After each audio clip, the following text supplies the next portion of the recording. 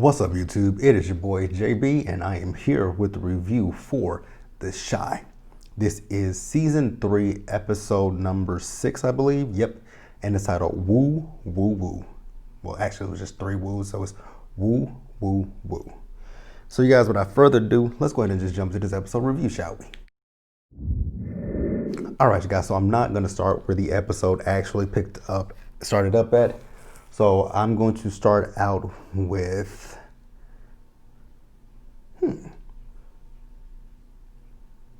I think I'm gonna start here. So the episode, we saw Nina. So Nina was wrapping this gift that she got for Kevin.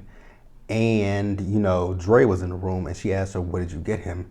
She says, well, Kevin has a little girlfriend now and I bought him some cologne because I don't want him to be stank around a little girl. And then, she was like, when it came down to gifts, she usually do that with Keisha because Keisha knows what to buy for Kevin. So then, Kevin comes in and, Nina's telling Kevin, like, hey, Kevin, where she asked him where he's going. He says he's going out with Jake and Papa. She says, okay, well, I need you to come back later tonight because I'm cooking for you. He's like, I would prefer to be with them. And she was like, well, you know what, Kevin, why don't you just invite Papa and Jake over here and we'll be fine. So then as he's leaving, Dre gives him some money. So after he leaves, Dre told Nina, she was like, you know what, I've already worked this out with Papa them. We're gonna have a surprise party for him. So then we see Kev. So Kev goes skating with Gemma, and they skating holding hands, and they go sit down, and she asked him, was he hungry? She was gonna get him something. He says no. He was like, I'm trying to save my appetite, before we go to the pancake place. The internet. Did he say IHOP? I thinking about it. Did he say the International House of Pancakes? I think he said IHOP. Can't be too positive. So he said, it's something to him and Keisha that took him every year for his birthday. And she's like, well, can I come? He's like, yeah. She's like, well, is it okay if I invite some friends? And he was like, whatever. He was like, cool. And then they shared a kiss. So, we see that Gemma, she did text two of her friends. And, he was talking, texting Papa or talking to Papa, I can't remember. And, actually, I think it was either Jake or Papa he texted because he's talking about, she's inviting some of her friends that he don't really like. So then we see the friends and they are at the skating rink. And Kevin overhears the two little girls talking about him and Keisha been missing, and they also mentioned Jake's name as well. So then, Kevin goes over to where Gemma is and says, how to, he's trying to figure out how did they find out, and he said, he told his people not to even tell nobody about this, his situation. So he's upset at this point. So then we do see Papa and Maisha. So Papa and Maisha are out trying to get the cake, for Kevin. And, while they're in line, Papa tries to hold Maisha's hand. And when he did reach for Maisha's hand, she kind of, moved her hand like, don't do that. So Papa was like, so when are we going to go public with our relationship? And Maisha's whole thing is she doesn't want to deal with the scrutiny of their relationship, people trying to, make shit up. And I'm just like, at a certain point, you have to be like, fuck what people think about you and your relationship. As long as you keep people out of your relationship, then you will be fine. I think that's where a lot of people get mixed up when it comes to relationships.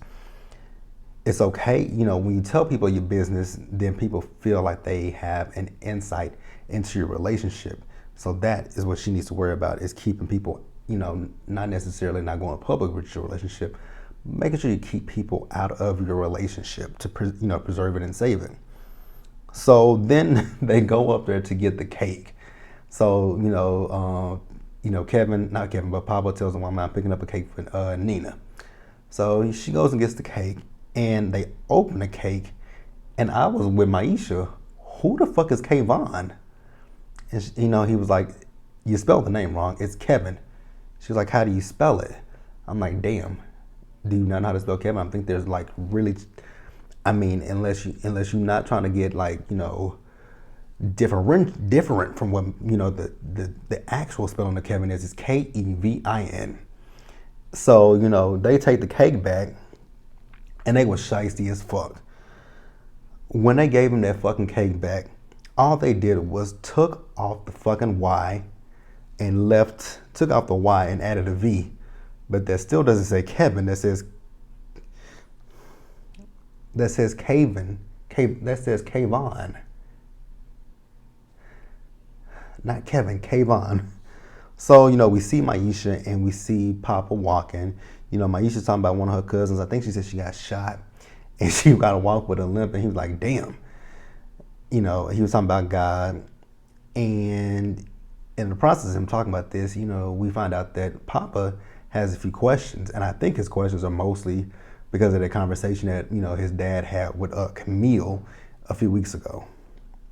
So then, he does, Maisha and him hold hands. When they held hands, he dropped the fucking cake. And I was like, well, shit, the cake was already fucked up. And he said the same thing I said, the cake was fucked up. They spelled the name wrong. So leave that motherfucking cake right there on the ground. So then we see Gemma and Kevin. So Kevin and Gemma go to the, I said that twice, I don't know why. So they went to the, place that him and Keisha go to every year for his birthday. And we see that, Gemma bought him an iPad Air. I'm like, oh, Gemma got money. It's about her man, an iPad Air? All right, little Gemma. So then Gemma, she has a moment of truth where she tells Kevin, hey, it was actually me. I told my mom, trying to see how I could help you, with this situation. He got mad at her, and I understood why. I understood to an extent why Kevin got mad. I know he said he didn't want to talk about it, but sometimes talking about it might be the most helpful thing. But I understood both sides. I understood that Kevin didn't want everybody in his business, and he didn't want people looking at him as, oh, that poor boy lost his sister. So I understood it, but he walked out.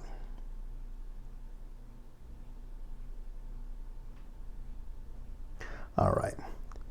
So then we see that, everyone is at, Nina's place. It is Papa, it's Jake, it's Emmett and Tiffany, which was kind of odd to me. But we're going to roll with it, right? We're going to roll with it anyways. So they, as he was getting to the door, he got a phone call. We'll talk about this phone call a little bit later, but it was Keisha. And we're going to talk about, like I said, we're going to talk about the phone call in just a little bit. She never said anything. And then he got a text message. She got a few text messages from Gemma. She's just trying to make sure that he's okay. He's not mad at her, but he is. But I feel like, he'll get over it eventually. Let's move on, you guys. All right, so Tiffany and Emmett. So we see Tiff and Emmett. So they go to where, Tiffany gets her supply, her weed supply from. And because she's going there for a customer that, needs a certain strain. I guess the customer's going through chemotherapy and she needs something to help her, with her appetite. But they didn't have the specific strand that she gets, but they have another one that does help with cancer patients and their appetite. So, the girl tells her it's 4 stacks. And Emma was like, 4 stacks? Like, y'all can't give her no discount on no shit like that? And the girl's like, is this going to be a problem? He's like, I want to speak to the manager. And she was like, Tiffany was like, calm down, chill out. And, the big swole dude in the back, he came and got Emmett and was about ready to take Emmett outside. And that's when the manager came out and it was, what's his name? God damn, what is that nigga's name? Brandon's cousin. The one that helps him get the food truck. Fucking Brandon. That is all I got. Not even really Brandon. Jason Mitchell. Fucking Jason Mitchell. So we see Emmett and Tiffany, and they in the back getting fucked up with the cousin. You guys, I'm sorry, I don't remember the cousin's name that much. The fuck was that? All right. So, Emmett is talking, they talking, they smoking. Emmett is, high as fuck, looking at one of them lava lamps. And, he's talking to the cousin. He's trying to work out a deal where, he can get a discount, where Tiffany can get a discount, and, she could sell it, and then, they make profit from it. At first, he wasn't with it, but then he was like, you know what? You got a deal. Now, this is the Emmett that I remember. The hustler side of Emmett, when he was hustling them tennis shoes. But so then we see Emmett and Tiffany. So they do go over to the client's house. So Tiffany tells us she got the weed for her, and the client is like, I don't have any money. I spent the last of my money on my pills. So Tiffany was like, okay, that's fine. We can work out a deal.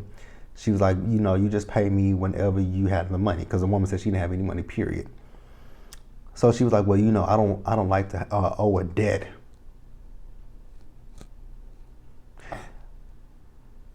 You don't like to owe a debt. Isn't that what it is when you get something? Let me see, what is it called? When you buy something, like it's on credit, or you borrow money from someone, and you have to pay it back for any products you get. That's a debt, right? Cool. But in order for her not to have a debt, she decides to give them a tarot card reading. I'm sorry. What kind of business is Tiffany running? Like, you gonna sit here and really tarot cards is your barter? Okay, Tiffany, if that's what you want to go for it. So she starts to do the card readings. But I would tell that woman, hell the fuck no, bullshit, bitch. If you want this weed, you gonna pay me my money. You don't have to be now, but it's gonna be later. I'm not doing no tarot card reading. What the fuck can I do with a goddamn tarot card reading, Miss Cleo? Not a goddamn thing. But basically, she read this, the tarot cards, and she told Emmett and Tiffany that their relationship is basically doomed because of Emmett's dick is not gonna be happy with just Tiff's puss. And I'm like, I think we all know that, and I think we all know who he's gonna slide his dick up in next. Dom. Just putting that out there. All right, you guys, so let's move on. All right, so we see Trig. Trig is still, trying to duck and dodge niggas at this point. And where am I at? So he heard a knock at the door. He goes to the door, and it is Jake. So then, he asked Jake, like, where is Reg's stat? Reg told me he stashed $50,000 away somewhere. Like, where's that money? And Jake was like, sorry to tell you, brother, but Reg ain't had no $50,000. Reg was always broke. And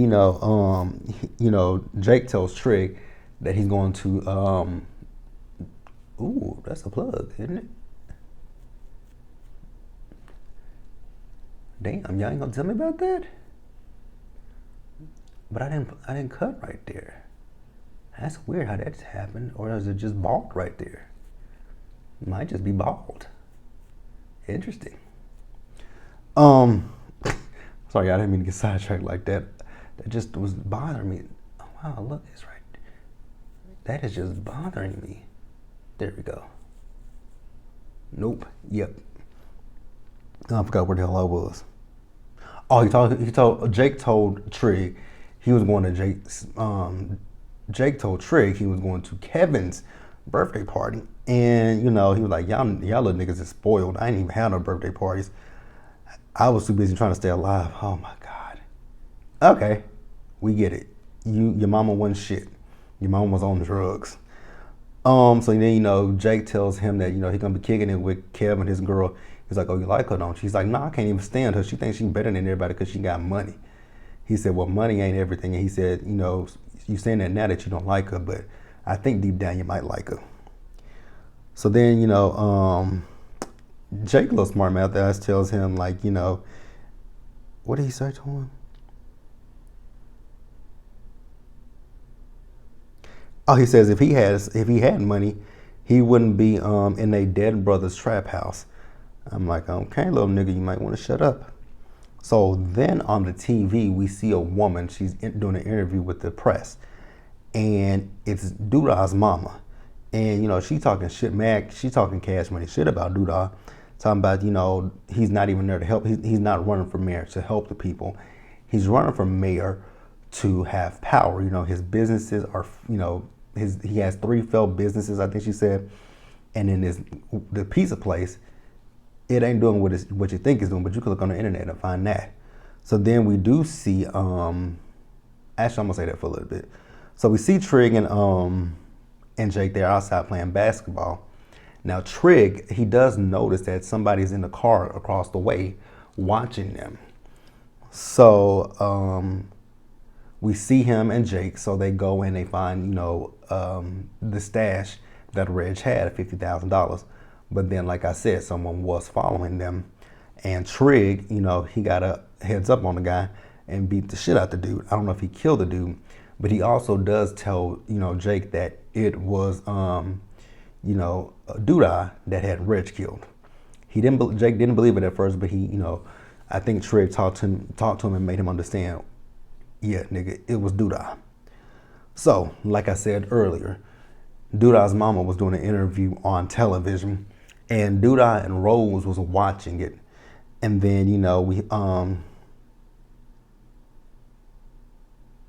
once the interview was over, actually, like I said, she was saying that, in the interview, he ain't shit, he ain't gonna be shit, and he's not for the people, he's all about power. And once the interview was over, Rose said, I hate that bitch. He was like, watch out there, now that's still my mama. So she said, and then also the mother is endorsing Camille. And, Rose says, what you need to do is you need to go on TV and you need to combat that shit, like saying it ain't true, and that, just put out a statement of your own. He yells at her and tells her to shut up and tells her he's not going to do it. But Rose has taken matters into her own hands. She's meeting with Doodah's mama, and, she tells her, she saw on TV, and everything that she said was, she was pretty bold and very inaccurate with what she was saying on TV. So Rose is going to pay her to, shut up. And so she puts, I think like maybe an NDA on the paper for her to sign, and she gives her, $10,000. And the mom's like, it's going to take a lot more than $10,000 for me. So Rose put down some more money, and then, she signs it, and she says, that Dyke didn't reach out to me. I reached out to her because my son, again, like she said, he ain't shit. He ain't gonna be shit. He never was shit. And while she was saying that, Doodah actually heard her, and his face, that is gotta be fucked up to hear your mama say that you ain't shit. Like, damn. So he's upset with Rose about that situation. So then we do see Doodah at the end. He did an interview and he was talking about his mother has some mental health issues, and he's using this to help his campaign. Talking about he wants to do more for people with mental illnesses, and then he also plays this recording of Camille talking about her going to the churches and trying to get that vote. But let's move on to the crux of this episode. All right, you guys. So this episode, you guys, with last week's episode, I was so fucking pissed off at Keisha. I'm still pissed off at Keisha about the fact that she got out the house, but she got kidnapped right again. So she's still been held captive by Omari. And now she has handcuffs and she's chained to the bed. I'm like, God, you should have ran. Like the track star you are. So we see a flashback to her and Kevin, because actually she was drawing a birthday cake and she's having a flashback to Kevin's last birthday that she spent with him. So then Omari came into the room to brush her hair, and that scene was just so fucking creepy to me. It repulsed me to know if, oh God, I was just repulsed. So then we hear a knock at the door. He said he was gonna go get it, but he was still brushing her fucking hair. And then it was, the person kept knocking. So he goes to the door, and it's Ronnie at the door. And Ronnie says to, Omari, he says, we're doing a blackout. I heard somebody scream, and it sounded like it was coming from this house. So, Omari says, nah, it wasn't coming from here, bro. It was coming from down the street. I'm like, okay, Omari, if that's what you want to say. But we don't believe you. So, Ronnie says, well, can I come in? Because I really got to use the bathroom. And, Amari's like, the place is a mess. He's like, man, I really don't have a pot to piss in. He's like, what do you mean? He was like, look over there. That's my house. His shopping cart. So Amari does let him in. And, he was like, Amari's like, the restroom is upstairs. So, Ronnie is looking and you can see that he's, kind of, scoping the place out. So he goes to the bathroom. And as he's going to the bathroom upstairs, Keisha is in the basement. So Keisha can hear the footsteps of Ronnie. So then, she starts to scream. Now Omari had the TV up high and he had a teapot on the stove. So, he turned the TV down and you could hear Keisha screaming. Now Ronnie is in the bathroom and Ronnie could faintly hear from the vents Keisha screaming. So then, when she comes back downstairs, he asked Omari, he said, did you hear something? He said, did you hear something? And, he's like, nah, I be thinking I be hearing stuff too, but it's not always there. But you could also hear that teapot whistling. And Omari actually grabbed something, and I think Ronnie might have sensed that. So Ronnie was like, he played it off. So, so Omari returns back downstairs, and he's mad at Keisha that she screamed. And this nigga is batshit motherfucking crazy. So he tells Keisha that she reminds him of his first crush. And his first crush, she turned him down. She went out with another dude. And then, he started to see her. She started to wear, these blouses that you could see, they were kind of, revealing. And then he started to, he told her that, she was, she became a whore. She was for everybody. And then this motherfucker started cutting Keisha's hair. I was like, well, damn. There's literally something wrong with this nigga. So we see Miss Ethel in this episode, and Miss Ethel is in her room fussing about the nurse about, her red lipstick. And Ron's like, well, grandmother, it's in your hand. So Miss Ethel puts the lipstick on, and Miss Ethel, her dementia is really bad because she still thinks that Ron, because she asked Ronnie where was his uniform at. I'm like, damn, her mind is really gone. So, we also see Omari, this lunatic. He's feeding Keisha, and he says if she's good, actually Keisha asked him if she's good, can she ask him for something? So, we see Ronnie and Miss Ethel. So Ronnie and Miss Ethel, they went to this bar. And I guess it's a bar that Miss Ethel must have owned at some point. But because she wanted to get up stage and she wanted to sing, before she could do that, I started looking because I saw somebody in a cop outfit. I'm like, this is a strip club. And when Miss Ethel wanted to sing, that's when the stripper came in front of her face. And she asked me, Rodney, what kind of club did you bring me to? But then when the stripper started dancing, she was like, well, fuck it. I don't even care. So then, we also see later in the episode, we saw Miss Ethel and everybody. I'm like, so the strippers stopped dancing so that Miss Ethel could tell them a story about her past? Okay, if you say so. I'm not even going to go there. So then we see Ronnie. So he took Miss Ethel, after this, he took Miss Ethel back to the nursing home. He put her in her bed and she was talking about how cold it was. Now this scene was weird to me because all of a sudden, Miss Ethel, I thought she went to sleep, but nope, Miss Ethel died. I'm like, so she just closed her eyes and died?